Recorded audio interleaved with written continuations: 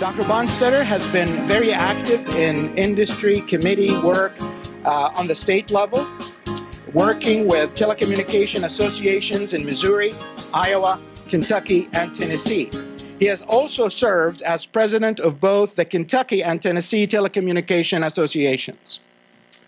In addition to managing the day-to-day operations of WK&T and the Ardmore, Dr. Bonnstetter serves on the board of directors for the IRIS Networks, the NECA, and the Local Development Corporation, also with many other committees and charitable organizations. Dr. Bonnstetter is a graduate of Mid-Continent University with a BS in Business Administration and of William Woods University with an MBA, and he has a PhD in Business Administration from Walden University. Dr. Bonnstetter believes in students. As a graduate of Murray State and the TSM program, he welcomed me as an intern, and I did my capstone project at the company where he serves, welcomes students, believes in students and students' potential. So it is our distinct privilege and honor to welcome Dr. Bonnstetter to West Kentucky Community and Technical College IT Connect Conference.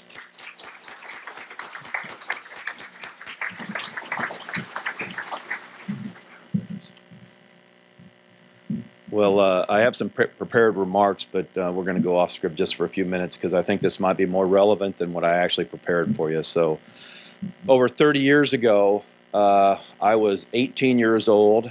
We were at Christmas break, and my dreams and desires of what I wanted to do, I had no clue what I wanted to do.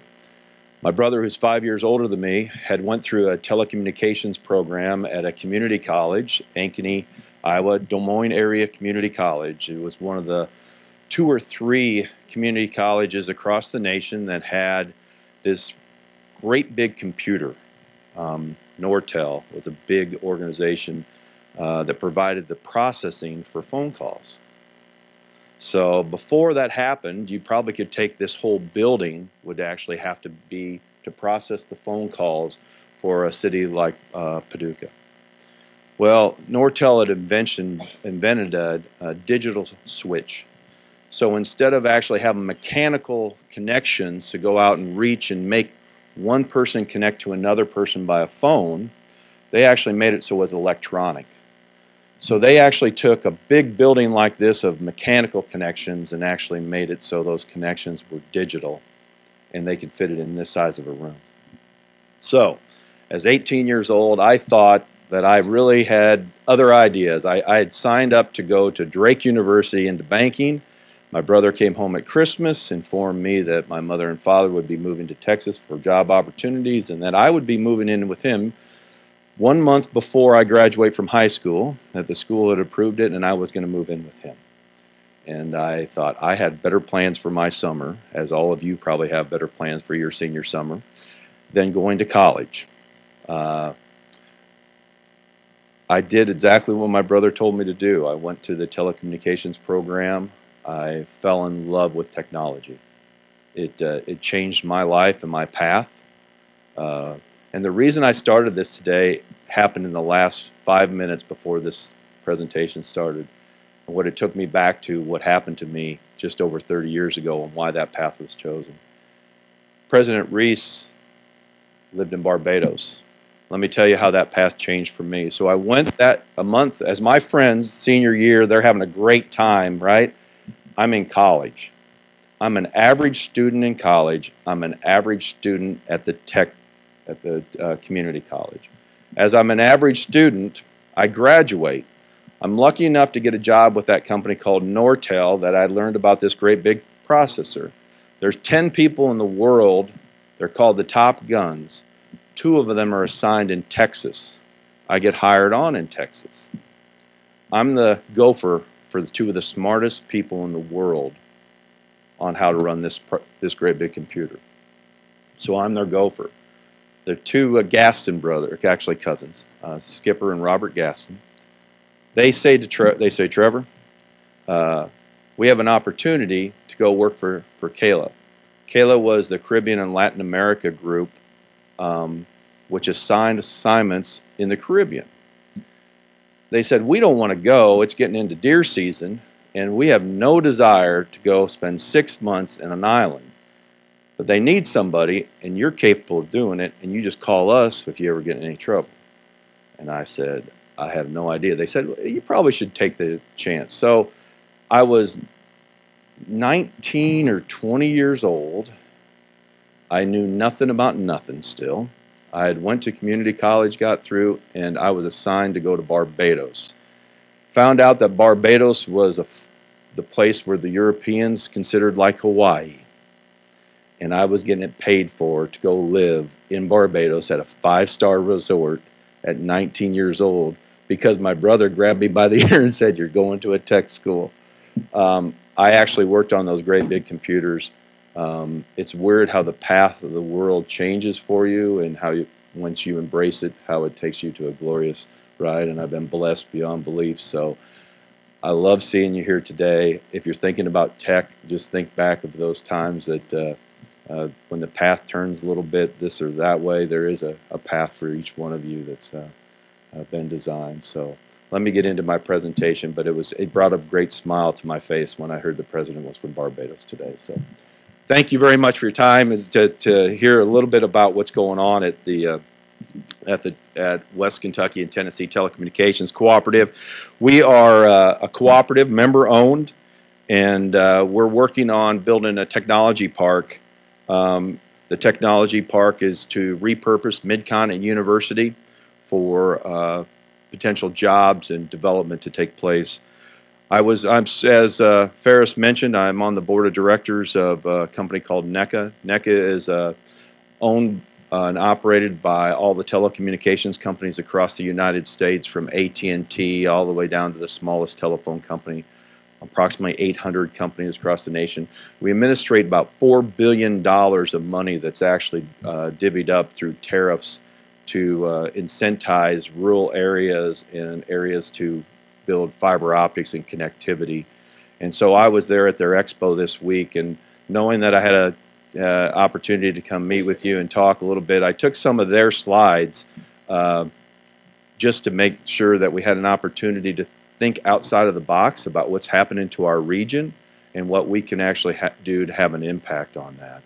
So also, as I'm sitting here finding out, I thought, okay, he talked about 4 different areas when he was talking.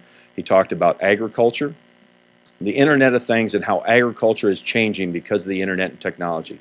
He talked about education, talked about healthcare, talked about a couple other areas. And I thought to myself, which of those areas can I be almost the expert and there won't be anybody in the room? I thought education, definitely we're not going to talk about that because there's going to be a lot of people a lot smarter than I about that. Thought, okay, not education, agriculture. I know almost nothing about agriculture, so we'll stay with healthcare. And then I'm standing here and that we have healthcare technology experts in the room. So I pick another wrong path, but hopefully you swing back we'll get into a better spot. So the first slide that we're going to talk about here is the next one. I'm sorry, get back to the beginning. Oops. Yeah, we're fine. We're going to get there. So what I'm trying to do here is, before we get started, I want everybody to think about what is our region doing today to prepare for the technology future and the job opportunities. The university is doing a great job on educating. From the community college here and Murray State, they're building technology employees, but what are we doing as a region? So I want you to think, as I go through these, there's about 8 slides. I want you to ask yourself, do you know any companies today that are doing this technology in this region? And if not, what are we doing as a region to prepare for that? What are we doing as a region to make sure that that roadmap shows us on it when technology companies make those decisions? So the first slide is going to talk about, they're talking about in medicine, they're talking about measurables. So all of these things are things that can take place. EKG reader, digital scale, blood pressure, oxygen levels, blood sugar levels, all those things can take place when you go visit your doctor, or you can do them at home.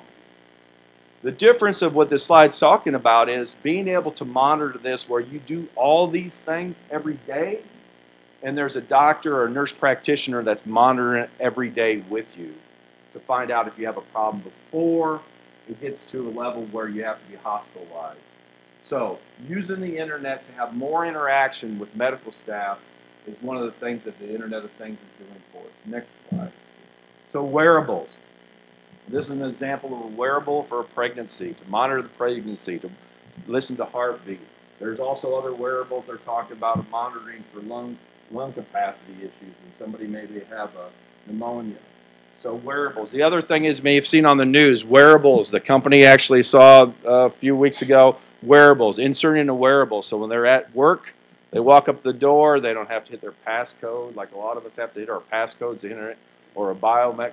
They actually have a wearable. They walk up and hits the door, lets them go through. So wearables are being developed. Internal. So this one always gives me a little bit, I don't know about you, some of us getting a shot, not crazy about getting a shot, but getting a shot where actually the device goes into your bloodstream and monitors what's taking place and gives feedback to the doctor and the team that's working on a condition that you may have being developed. Another one is joint replacement. Hip, knee, shoulder. Having that device, actually having it monitored for alignment. One big thing to do, my parents are getting older, the hip. They get a new hip put in, is it aligned? Giving them feedback, giving the digital information off to a doctor to make sure everything's going right, or if it's actually malfunctioning or wearing down.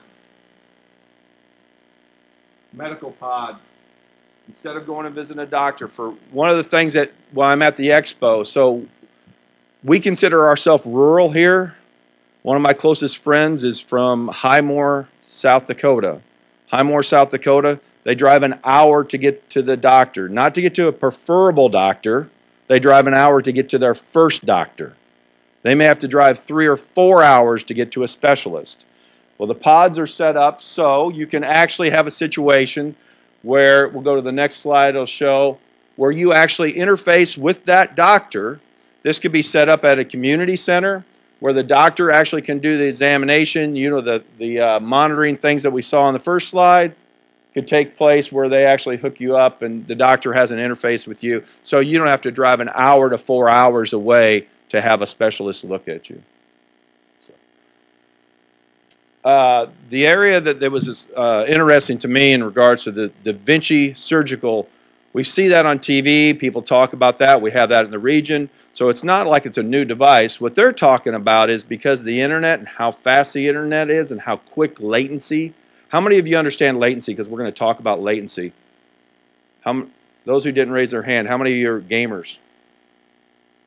Is everybody game a little bit? Okay, well, latency is the issue of gaming. We're going to talk about that. But what the Da Vinci Code, or the Da Vinci surgical device does is, because of latency, what actually happens is somebody could be doing this surgery 1,000 miles away because how fast the interconnection is between the two of them.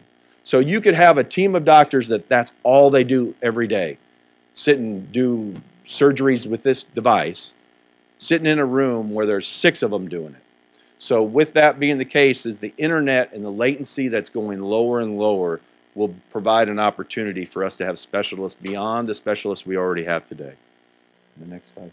This is where I'll be honest with you guys, I don't know anything about nanotechnologies, but it was really interesting to me of what they're doing and how small the technology is that they're talking about, putting it in where it can address blockage for veins. The next slide, they talk about robotics. Robotics go in and cauterize inside a vein. Next slide talks about robotics that actually, these are all things that are being developed today. They're not futuristic, that's 20 years away. They're talking about this stuff today. Companies are innovating these technologies today. Go in and pull out a specific cell within the body. The next slide. 3D heart imagery. People are working on the concept of 3D printers, printing with organs, printing for organs. They say that they're working with soft tissues today.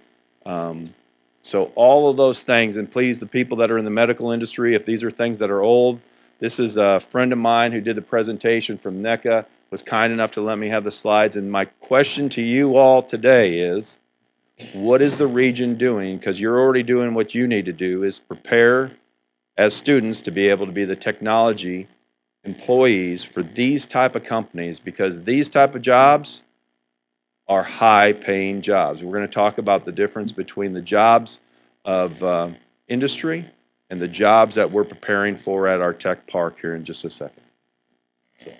So a couple of the areas that we're doing in regards to the tech park, we're making sure that the tech park is going to try attracting, just like all the companies that are innovating the new technologies that we just went through. But what we have to do for that to happen is we have to go out and make sure that we are building a roadmap that includes our region on that roadmap when they're out looking for sites to locate. So what do these companies want? Internet. They have to have huge pipes for internet. They have to have really low latency. They have to have green technology and renewable energies on site. So if we're not in that game and or making sure that we hit all four legs of that, we're not going to be in the game to be able to try attracting those companies. It's great when we get small companies that come to our area that are technology driven and provide jobs. That's great. But we also need to make sure that we embrace the larger companies that will feed jobs to us in the future. So in regards to green technologies, you all know the names that are up there. These are companies that are focused on, within their mission statement, within their corporate, you actually search there, look at their corporate mission statement, you'll find that they talk about green and renewable and how they're dedicated to make sure that their carbon footprint is smaller and smaller. I'm not going to say that that's a big discussion that takes place in our region, but I think that we need to embrace it. If we want technology companies to look at our region, we need to embrace that and make sure that if we're building parks, we're working with renewables, we're working on green space, and we're working on high-tech, big bandwidth, low latency. And that's what the next slides are going to reflect. So, renewables. You see Apple, Facebook, Google, HP, Microsoft, IBM. All these companies have within their mission statement talking about renewable energies. And when I talk about renewables, so I grew up in Iowa. Renewable energies in Iowa is wind.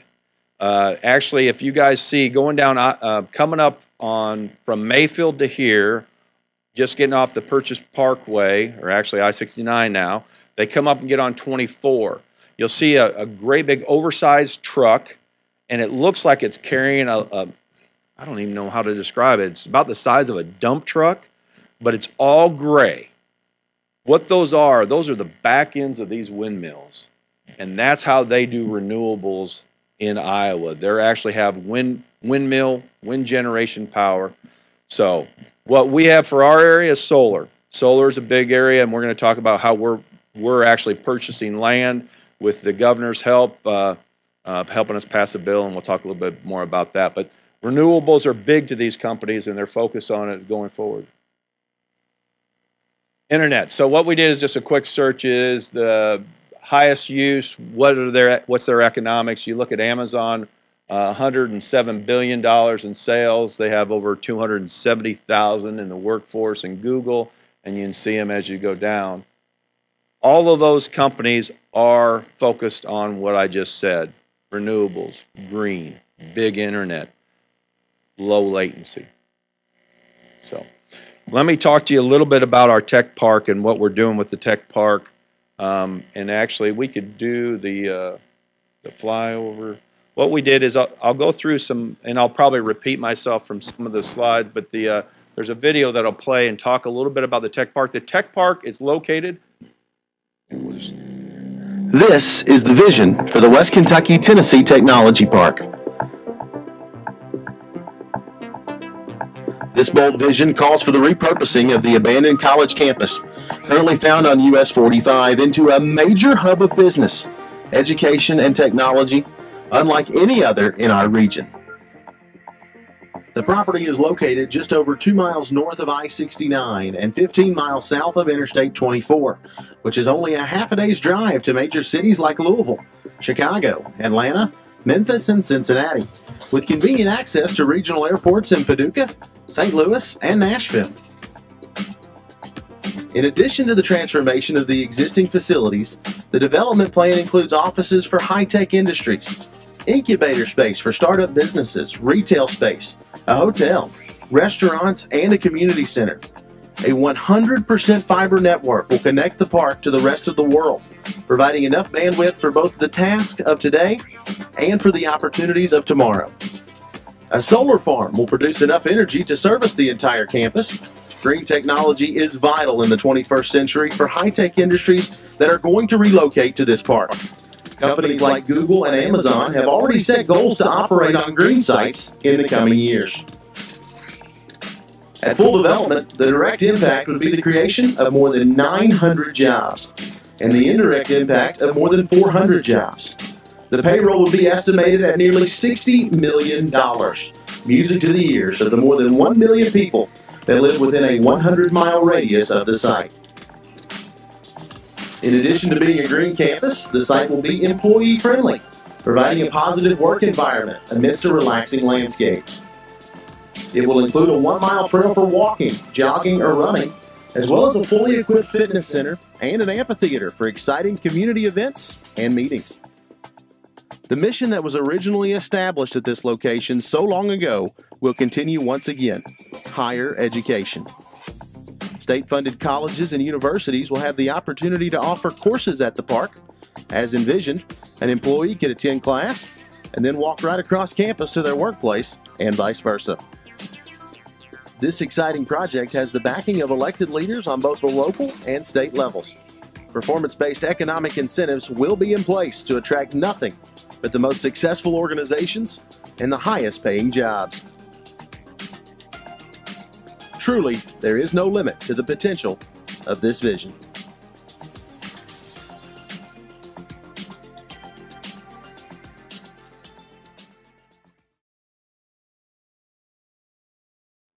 So towards the end of that video, it actually talks about high-paying jobs. So we bought the campus about 1.5 years ago.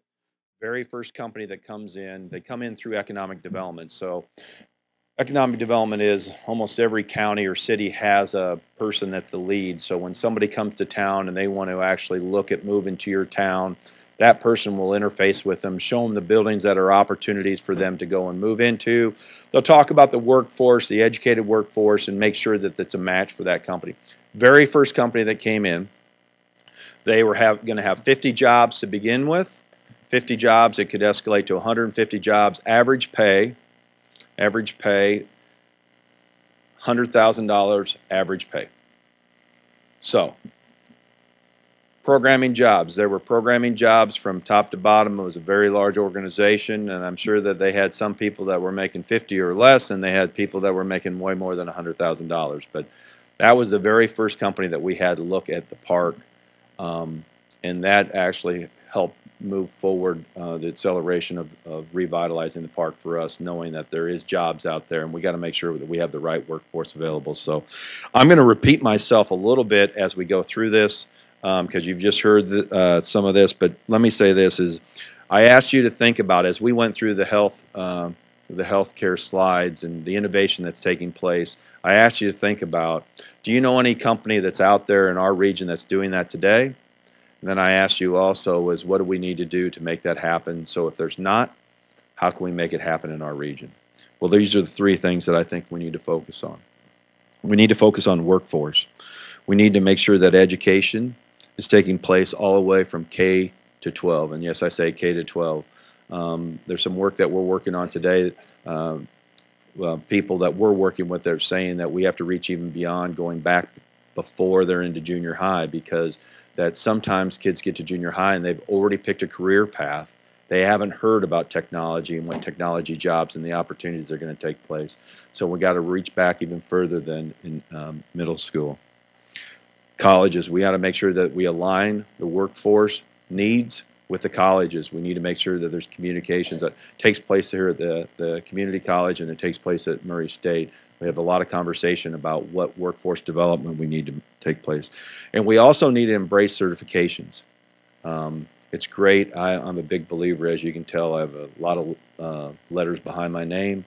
But at the end of the day, we have to embrace certification. Certification is, if somebody has a bachelor's degree, it doesn't mean they have to have a master's to be successful, but they may have to have certain certifications and go through boot camps and make sure that they have the competency to take care of the needs of the employer, not just a path that all the rest of us have flown through or got through, not flown through by any means. In regards to technology, we need to make sure that our internet is viable. We are a 100% fiber optic company in our properties in Western Kentucky and Tennessee. Every one of our customers can have a gig of service. That standard, the threshold, is not going to be enough for the industries that I'm talking about. Their issues are going to talk about latency. We did an independent study with a company called Connected Nation. Connected Nation went and figured out where our latency stood before. What it is for latency, I think this group gets latency. You usually have to go through a long, lengthy explanation of latency because a lot of people don't own it. You all understand it because of gaming and things that you're involved with, but latency is a huge issue for companies that have monster servers that are interfacing to all the rest of their staff around the world. So latency is a big deal. What we've done, and we'll talk about it in the presentation, is we're focused on spending $12 million to actually improve latency for the region. And then the other is green sites. We need to make sure that we have the technology that has solar in our portfolio for our sites for when they're going to locate employees here. So we bought the former Mid-Continent universities. Everybody know where the university was? I know Livingston probably doesn't, but could you raise your hands if you know where Mid-Continent was before? Do you know what's 2 miles south of it? Does anybody know what 2 miles south of it is? Well, General Tire. How many people know where the old General Tire site? Big eyesore on our community. It's being still in the process of being torn down many, many years after closing. One of our concerns as a community was Mid-Continent University would end up looking exactly the same. It'd be a site that was overgrown or being ground up for gravel. And at the end of the day, we had great concern as a community to make sure that didn't happen. The property had 100,000 square foot under roof. All the buildings have been well maintained. They're all brick buildings.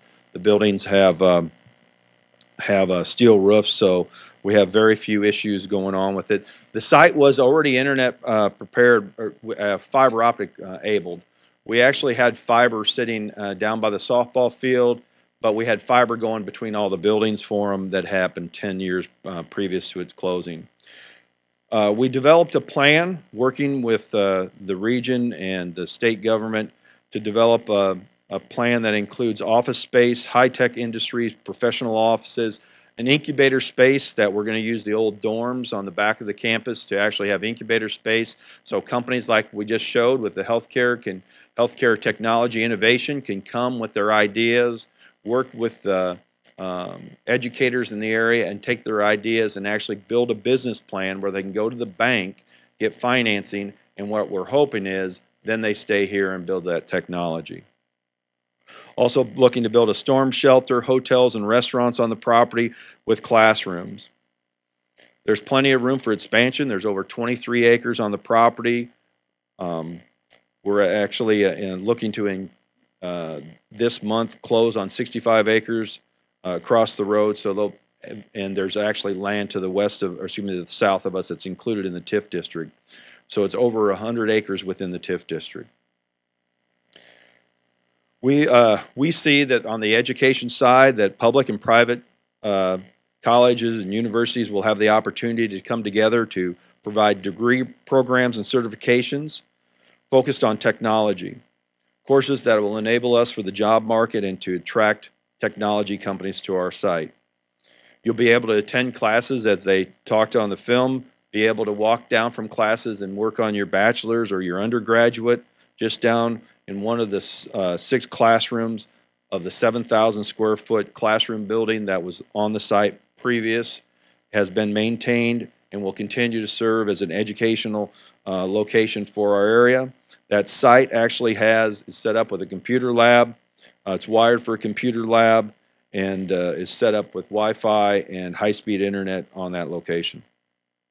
Also, hopefully what we're working on is as we get technology companies to come in, we'll actually have internships where students can go work during the day or work at night and be able to go to school there and take classes. When I talk about green and what we need to be taking place is one of the focuses that we started with when we worked with the state was trying to figure out where Amazon, Facebook, and Google were going in the future. As I talked earlier about their green focus and their renewable energies, I'm not here to tell you that we're going to get Facebook, Google, or Amazon to come to Mayfield, Kentucky, but what I'll tell you is when Amazon, Facebook, and Google go a direction, the rest of the technology world goes along.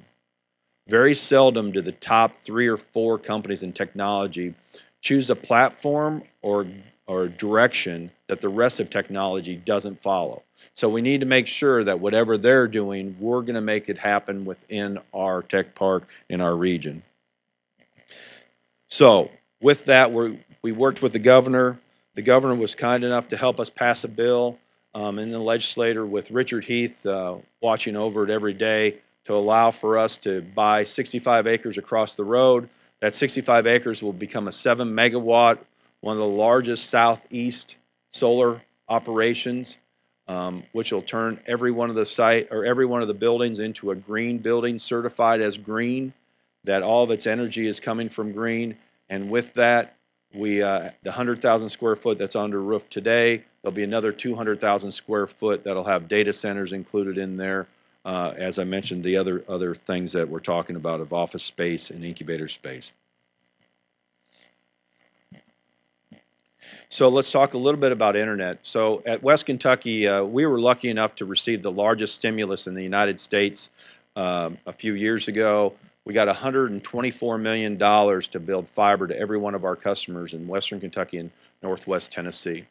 With that, we were able to take some of our capital expenses over those years to actually expand our network out. So let me tell you a little bit how telecommunications companies were 15 years ago, and let me tell you a little bit how they are today. So 15 years ago, I would say that it may be a little longer than 15. 20 years ago, dial-up internet was going on, okay? Before all you were in here, we all had really slow internet. I meant really slow internet. It would drove you all nuts. But so what we did is we'd actually have a telephone line would connect to another telephone line, and then that telephone line would take all those telephone lines and put them in a pipe, and usually that was a T1, which would be 1.5 megabits, and they would send that information to what they called an interconnection. Our interconnection for this region was AT&T. So our company that West Kentucky and Ballard Rural would connect to would be AT&T, and that's where we would get our internet. That's how it was 20 years ago. So fast forward to today, where we stand is we have an AT&T connection that we use very rarely. Now what we do is we connect to IRIS. So IRIS is a fiber optic network covering the whole state of Tennessee. We own 10% of that company with 10 other companies across Tennessee that are very similar to us. With that, we have connections to the rest of the world, and the pipes that we have are 10 and 20 gigs. So we went from 1.5 meg to 20 gigs with one company. We also go with Ritter, so we go south. So we go to Nashville, which gets us to the southeast. We go to Dallas, which gets us to Ritter, which gets us to Dallas, which gets us to the southwest of the network. There's a way the network lays out. And then we also go north up to Chicago. So we have a north route too. So what we have, which is unusual, and what the reason we could get there is because we had capital money that we could spend, allowed for us, we have 4 connections to the outside world. It's unusual in rural America to have 4 connections to the outside world. The other thing we found out is our latency wasn't in a bad position. Our latency was in a position of around 20. We're working on trying to get to the teens. Part of our application with the state is to get it so we can get down into the teens or below with our latency, which will actually make it so companies like I just showed you want to be. They want to have very quick. So when they hit return, if it's going over to Colorado, to Denver, it comes back immediately, instantaneous. So we had the opportunity. Let me tell you a little bit about latency, and I'll go into some of the latency issue is today, why we have to spend $10 million. I already have 4 connections to the outside world, right? So it looks like I'm pretty good to the southeast, southwest, and north. I have pretty good connection. When I say 4th connection to the AT&T. So with that, I have pretty good connections, right? But the problem that we have is how I get to Dallas is like it used to be when you drove to Nashville. It was a 2-lane road. And if you're going for a meeting on Wednesday, you drove down on Tuesday because it could take you most of the day to get to Nashville. Now, if I got a meeting on Wednesday at 10 o'clock, I leave Wednesday morning and I'm back shortly after lunch. That's what having direct routes of fiber does for us versus the 2-lane roads that some of these routes are on. So when I go to Dallas, I go and stop off. Every time I get to an interstate intersection, I stop off, have to hit basically a regen site. And every time I do that, it actually takes time and adds latency to it. So with it, I need to go directly to Dallas. I do not need to stop all the way around going through Oklahoma City and coming around. I need to go directly. That's where the $12 million is going to go for us in regards to latency. Let me talk a little bit about the funding of the project. State and local tax increment finance is going to take place on the property. It's a 20 and 30-year project for us. The government, the local government's going to give us the local payroll, property taxes, also the state the same. We are repurposing the property. As I mentioned before, that's the reason that is able to get the TIF. It's based on incentive, nothing up front. So we don't get any money from the state or local government until we add jobs or revitalize the property. So all of that actually is we get it paid after it takes place. The number that's talked about is it's over $60 million is what our application has in it. There's been some reports in Louisville papers that it's a $115 million project is what it's going to take place over time. At the end of the day, for us as an organization, we're a non-for-profit. We put all of our money back into our community and back into technology. So whatever we make on this, the money stays at home to help provide opportunities for more jobs of the future for us as an organization. The film did tell you a little bit about how many jobs are going to be created. Our plan has that there'll be 900 high-tech, high-paying jobs, and there'll be indirect of 400 jobs created in our community. The payroll of over $60 million, and the economic impact on an annual basis to our community of $115 million. What we've had to do to this point is we had to clean up the property. Basically, we have it back looking in shape.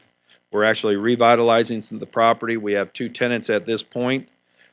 Over the last year, as we went out and started slowly promoting the property, we've had anywhere from banks to look at the property, sales companies, one of the largest data processing companies in the nation, representatives from the healthcare industry, retail sector, food industry, and as some of you that are from Mayfield, Graves County, you probably know we're shooting a film on the site right now. So there's a $500,000 going into the economics of in 5 weeks into Mayfield as the company shoots a film on location.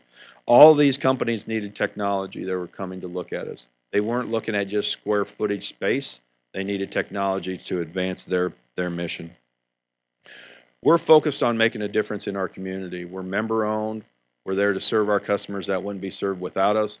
We're taking that technology of the internet and we're trying to increase the opportunities for jobs in our region. And I applaud you taking time to come today, and I encourage you as you look at opportunities going forward in the future of where you want to go as a career to look at technology, look at the local opportunities that you have. I will tell you that I have a freshman that's a TSM employee at Murray State right now who's struggling through his freshman year of college. But we had a long conversation about technology. I'm going to tell you, any career that you pick, this is my opinion, is going to have technology. My son has talked about being anything from a dentist, anything from a dentist to a lawyer to working in the tech field. And I told him if he does any of the above, spending his freshman year focused on technology is going to pay dividends. Because if you're at the law firm and the young clerk who nobody knows is the guy that can fix the projector, the computer, and make sure how Wi-Fi works, is going to move up quick in a law firm than the person that doesn't. And that's the same thing as if you're working at a dental practice. So I said technology is the base and the foundation for any career that you have. I applaud you for being here today, and I thank you for being patient and listening to me, because I'm not a speaker, but I love what we're doing, and I'm excited about you guys being here today. So thank you, Ferris. And I also, before I leave, I will tell you, the people in this room, John and Mike and Ferris, are the people that train our people. So where I work, where do I look for the people to train our people to learn more about technology? And we're one of the best technology companies I consider in this region. We come to this campus and we ask them to send their people to train our people, and we do that at nights with them, and I thank them for their efforts and all they've done. Thank you very much. So thank you all. Oh, yeah, sure.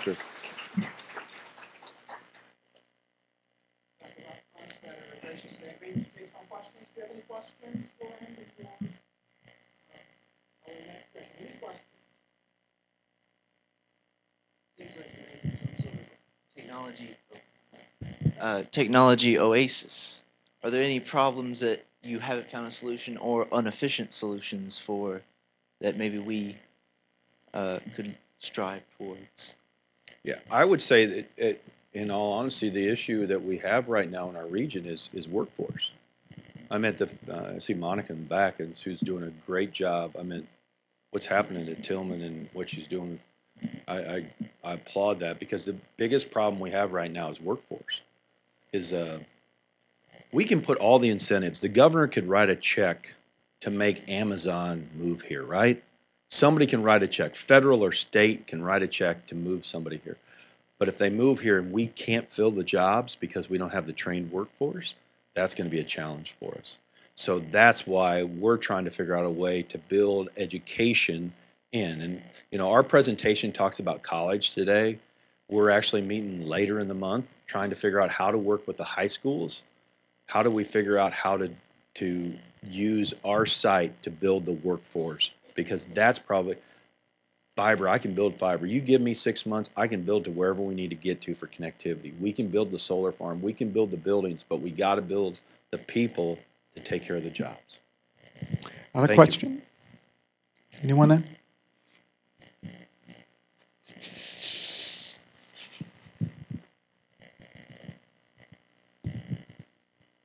Is the power from the solar farm, is that planning on being used off-site too, or just for the on-site facilities? Is that planning on being sold, or just? Yeah, so how it works in the state of Kentucky is, and I should have mentioned that, I'm sorry I missed one of our great partners working with us is our fellow co-op, West Kentucky Rural Electric Cooperative.